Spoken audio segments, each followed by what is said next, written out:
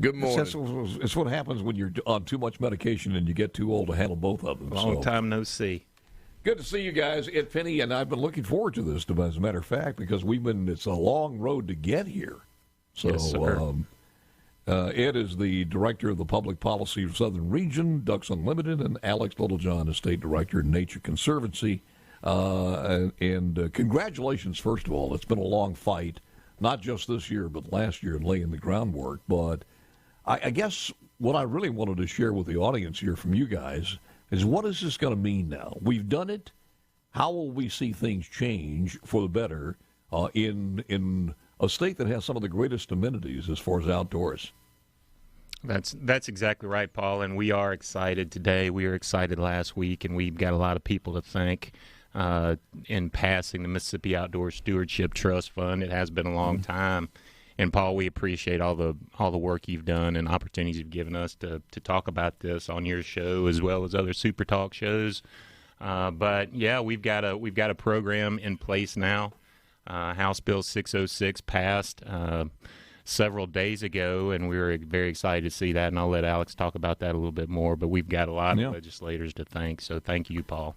Has the governor signed that bill yet? He's not signed it just yet. We still got some days ahead.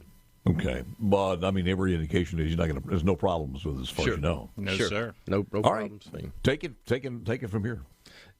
Yeah, as Ed said, now that we've got a program in place, the legislature appropriated $10 million to that program in year one, and what this will do will open the door for cities and communities across the state that Ed and I know, and that a lot of us know, have needs.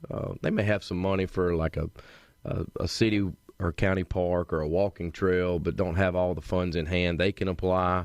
I was speaking with a gentleman up in Hernando not too long ago, having these very conversations. He had an opportunity to set up a park, but for work like Ed and I do every day, it'll help us move the needle on some needs on national wildlife refuges, the Forest Service properties, WMAs.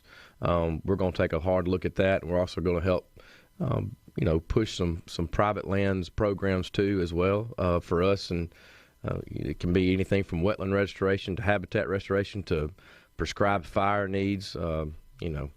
Those opportunities from Gulfport to south of Memphis are now open, and we can now begin to plan ahead, too, for some federal funding that we've just not been able to compete in for quite some time. Well, I know you guys have some on the wish list out there that you're both looking at, and you're seeing if we could cherry pick some things. Here are the ones that we do immediately. Is there one or two that you would like to, that's been in the back of the brain that here's what we'd like to go after first of all? That's a good question, Paul. And, one of the points that we made throughout the last couple of years was the amount of federal funding available for conservation. There's literally billions available. And unfortunately, Mississippi is always at the back end of the line because we don't have available funding. And Ducks Unlimited and so many of our friends in our coalition like TNC and others, we do a good job of taking private dollars and using state dollars and federal dollars and doing work on the ground. So we've got a lot to do, and we can talk more about specific projects that may be coming up because there is a lot, and this will help coordinate everything and get it done faster and in a much bigger scale. I wish we had more time, but we're out of time now, and we appreciate – I'm just kidding. No, I do want to. We also talk about this. We talk about the fact that private lands as far as duck hunting, but we have a lot of great lands for the public to go hunt on as far as duck hunting. That's right. And those two will be reinforced, and we'll talk about that. That's priority number one. Hey, that's right. Hey, guys, as much time as you need, so we'll do all that coming up.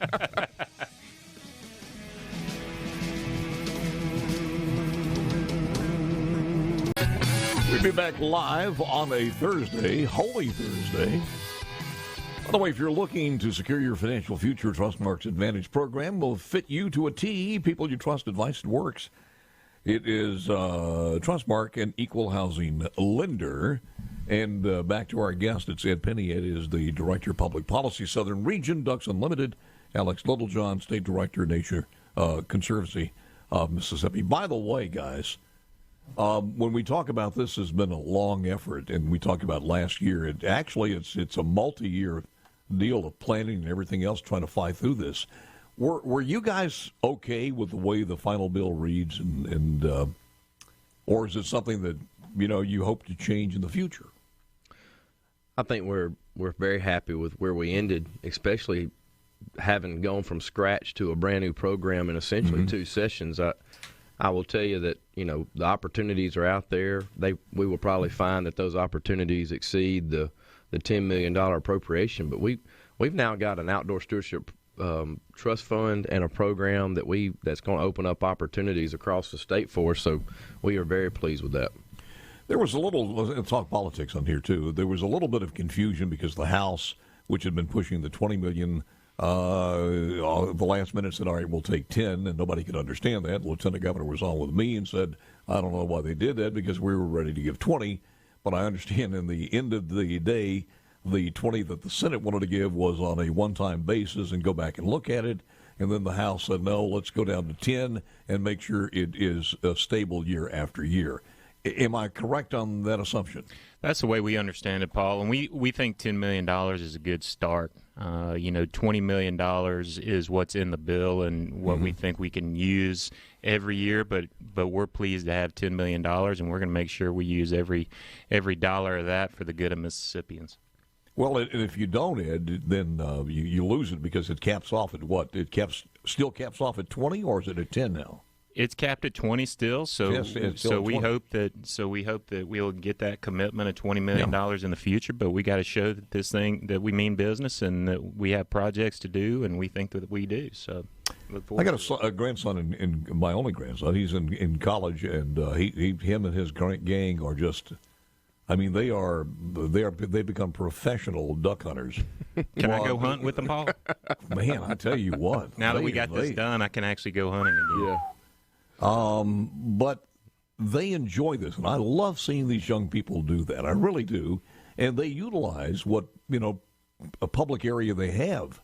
So speak to that, because there are a lot of public areas where you can duck hunt, and some, if you know where to go and when to go and how to go, it's pretty darn good. That's right. And Mississippi is blessed with a lot of public land to duck hunt on, and I'm glad to hear that your folks are doing that. And there are a lot of others that depend on our public lands. And as a waterfowl biologist, I also hunt on public land. It's important to have habitat that is attractive to ducks, and we think that the trust fund will help do that, to make hunting opportunities better here in our state, because we do have a lot to be proud of. And places like Delta National Forest, where Ducks Unlimited is currently working, we've got a lot more work planned.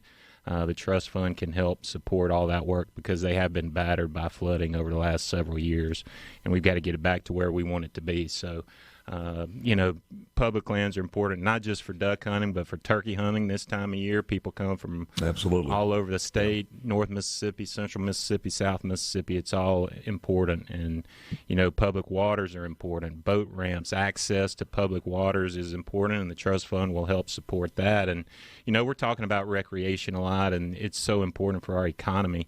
We're a leader, and we've always said that, but conservation and natural resources also protect things like cities. They protect our roads. They protect our bridges. So we've got to make sure that we take care of all that as well. Alex, when we first started this, I think one of the things that I wanted to make sure that just to be able to give a little voice to was the state parks. And I know the state parks was in here, out of here, a big part, not a big part. But in the final analysis, parks came out pretty good, did they not? Yeah, I think they're the first entity that's mentioned as an eligible applicant for work inside the bill. So definitely don't want to look past our state parks, some opportunities there.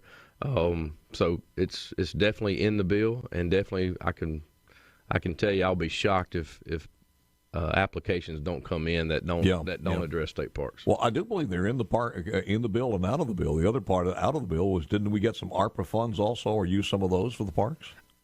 I believe I saw the last number for state parks, and if I'm off, I forgive me out there, but I think state parks are going to see around 38 to 40 million of an investment in some infrastructure coming up in the next year, according to the appropriation and the budget we saw.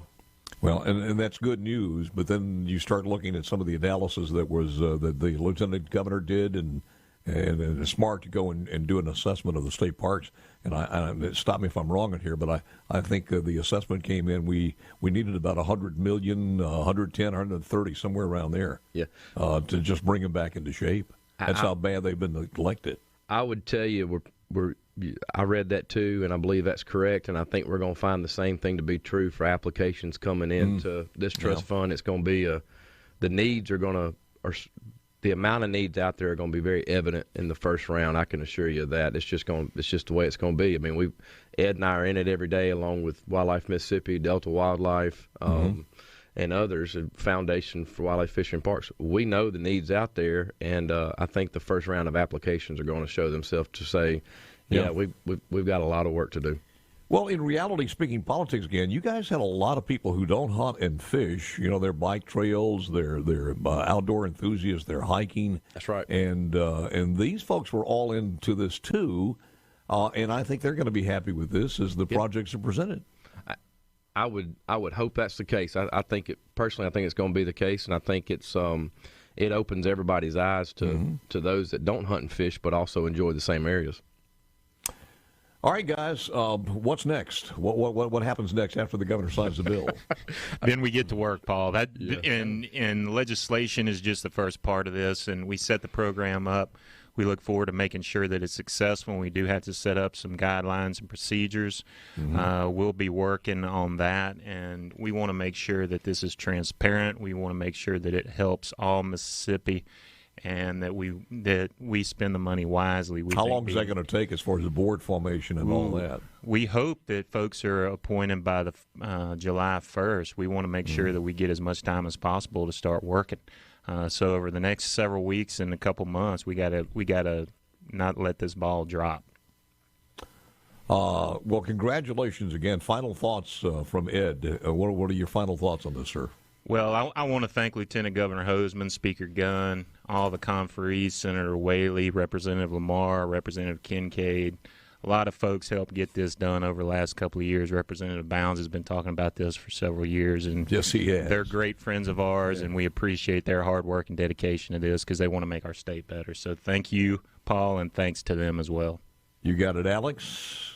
Ed hit the nail on the head. I'm going to go a different route. We're going to go off topic for this, but if he's listening, I want to congratulate Mr. Eugene Cronley from Brandon, who caught the new catfish record at 131 pounds. Unbelievable. On the Mississippi. That was absolutely incredible. That thing looks like an old bug, old BMW or a Volkswagen Beetle. That's incredible. Congratulations to him. Here's my first thought on it, that I wished he could have kept that alive and put it in the aquarium. I mean, that's just at the Natural Science Museum. Wouldn't that be something? Of course, we probably had to enlarge the aquarium. Man, what a fish. First thing I saw, and I tweeted out, we're going to need bigger hush puppies, folks. We'll have a fish fry. I think that was absolutely amazing. And somebody else mentioned to me, he said, where in the world are you going to find a 90-foot hole? I said, apparently you have never been on the Mississippi River. Oh, sure, certainly. Yeah. I think you can host several family reunions around that one fish. Or celebrate the trust fund. That's right. There we go.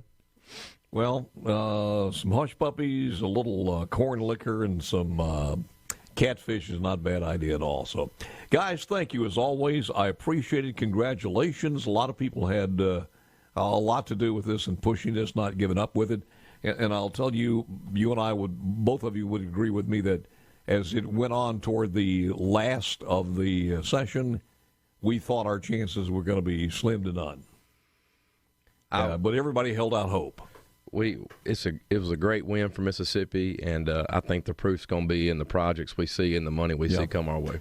Now what we got to do is just earnestly and as patriotic Americans try to take as much money away from Arkansas and let's Louisiana, take it from California. California, and all of those people. Hey, guys, thank you so very much. Have a great